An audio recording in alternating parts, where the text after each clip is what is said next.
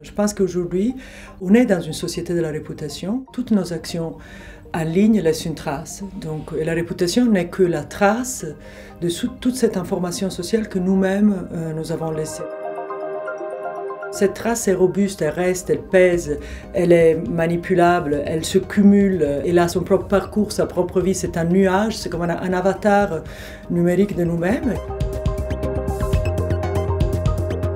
Donc aujourd'hui, le but c'est de donner des moyens, de donner de nouveaux outils conceptuels, mais aussi des outils plus pédagogiques pour essayer de naviguer d'une façon moins anxiogène dans cette mer réputationnelle dans laquelle nous vivons.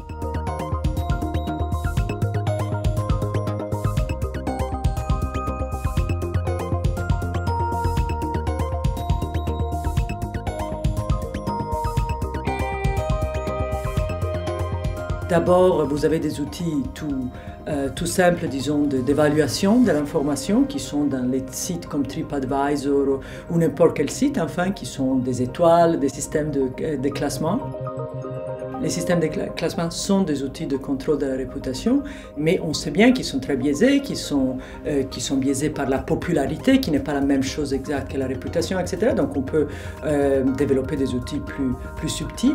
Si vous prenez Twitter, par exemple, les outils sont la popularité, c'est le nombre de retweets d'un tweet, par exemple. Ça, c'est une mesure. Enfin, je veux dire, donc c'est un outil. Enfin, je vais regarder une information, je peux regarder sa popularité. Je peux aussi regarder qui l'a retweeté, donc avoir une mesure aussi de son autorité, parce que c'est différent si c'est Barack Obama qui la retweet ou M. Macron qui la retweet ou si c'est votre copain, voilà, c'est différent, c'est pesé d'une façon différente. Donc, est-ce que les gens font cette différence, par exemple, entre popularité et autorité? Est-ce qu'on ne pourrait pas justement apprendre aux gens quelle est la différence entre impact, popularité, célébrité, autorité, enfin, avoir des outils conceptuels. Et donc, nous devons avoir non seulement l'accès à la technologie, mais aussi l'accès aux idées qui permettent de penser cette technologie. Cette technologie, je trouve, aujourd'hui, elle est très peu pensée.